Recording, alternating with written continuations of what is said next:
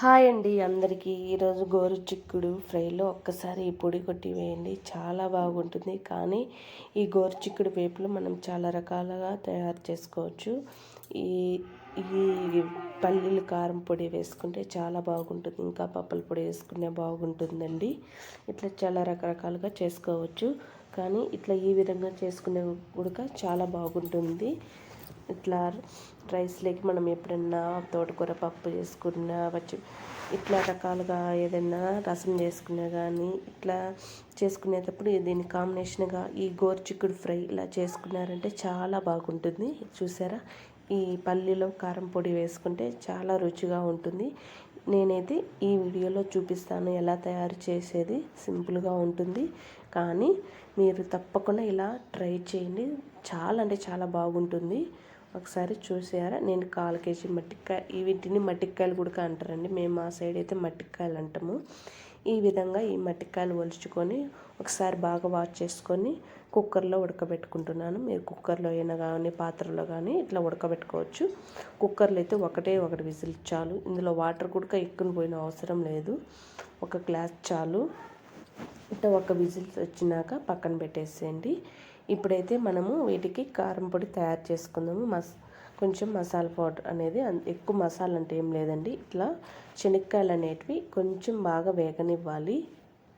ఇది పల్లీల కారం పొడి కాస్త చాలు, మనకు చాలా రుచిగా ఉంటుంది. ఏ ఫ్రై చేసుకున్నా కానీ ఈ విధంగా కొట్టి వేసుకోండి, చాలా రుచిగా ఉంటుంది. చూసారా, లో ఫ్లేమ్లో పెట్టుకొని ఈ శనక్కాయలు కాస్త వేగనివ్వాలి. ధనియాలు ఎక్కువ వేసుకోవద్దండి, 1 స్పూన్ చాలు మనకు. 1 స్పూన్ ధనియాలు వేసుకొని మనం కారం తగినట్టుగా ఎండుమిర్చి ఇలా తుంచి వేసుకోవాలి. ఈ విధంగా కాస్త లో ఫ్లేమ్లో వేయించుకోవాలి.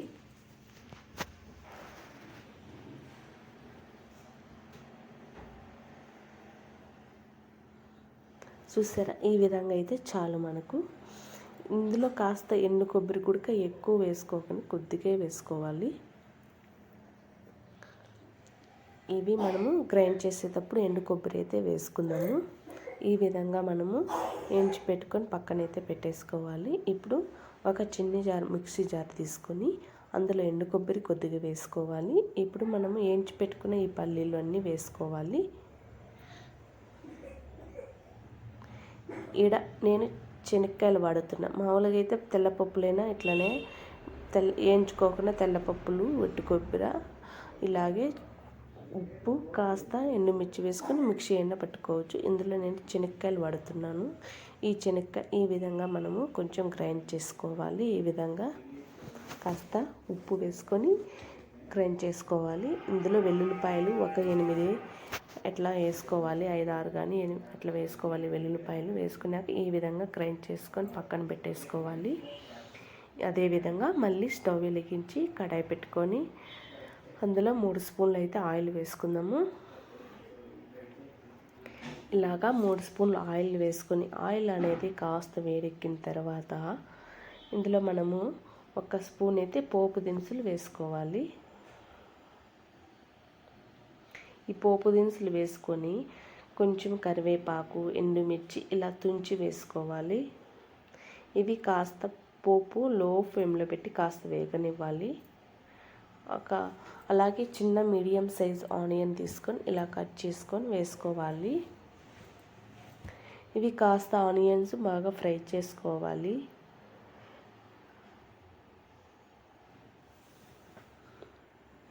మనము ఆనియన్స్ ఈ విధంగా కాస్త ఫ్రై చేసుకొని ఇందులో మనము కావాల్సిన మట్టికాయ అనేది ఉన్నాయి కదండి, మనము ఉడకబెట్టుకున్నాం కదా, అవి ఇప్పుడు వేసుకోవాలి. మట్టికాయ, గోరుచిక్కుడు అంటారు, మట్టికాయ అంటారు. ఇట్లా ఈ విధంగా గోరుచిక్కుడు ఈ విధంగా మనం ఎక్కువ వాటర్ అనిపిస్తే ఏదైనా జల్లించుకోండి, అంటే ఇట్లా ఏదైనా జల్లెడు ఉంటుంది వాటర్లో ఉడగొట్టేస్తే వాటర్ అన్నీ పోతాయండి. ఇట్లా ఈ విధంగా జల్లించుకుంటే సరిపోతుంది. ఇప్పుడు మనము గోరుచిక్కుడు వేసుకొని ఒకసారి బాగా మిక్స్ చేసి కలుపుకోవాలి.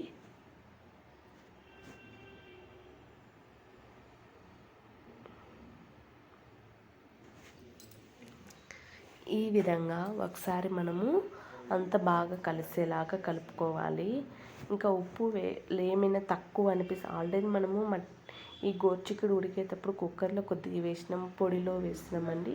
ఇవన్నీ వేసిన తర్వాత లాస్ట్లో ఒకసారి చూసి వేసుకొని తక్కువ అనిపిస్తే సాల్ట్ ఉంటుంది కదా, సాల్ట్ వేసుకుని సరిపోతుంది. చూసారా, ఈ విధంగా మనము బాగా మిక్స్ చేసి కలుపుకోవాలి. ఇప్పుడు మనము గ్రైండ్ చేసి పెట్టుకున్నాం కదా కారం పొడి అయితే వేసుకోవాలండి. ఇట్లా ఈ విధంగా 2 స్పూన్లు కారం మనము ఎంత తినగలతో అంత వేసుకోండి. కారం కావంటే చిన్నపిల్లలు ఎవరైనా తినకుండా ఉంటారు కదా, అందుకు చూసి వేసుకోండి.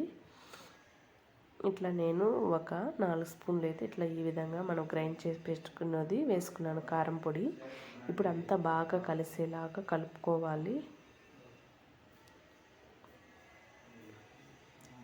ఇట్లా ఈ విధంగా బాగా మిక్స్ చేసి కలుపుకోవాలండి.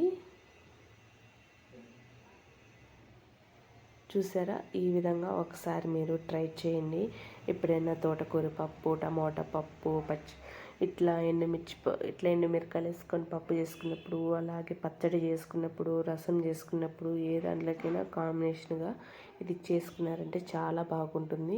ఇంకా రాగి సంగట్లోకి ఇలా చేసుకొని తినండి, చాలా బాగుంటుంది. రాగి సంగటి చేసుకున్నప్పుడు ఈ గోరుచిక్కుడు వేపుడు పచ్చడి చేసుకొని 2 కాంబినేషన్ చాలా బాగుంటుంది.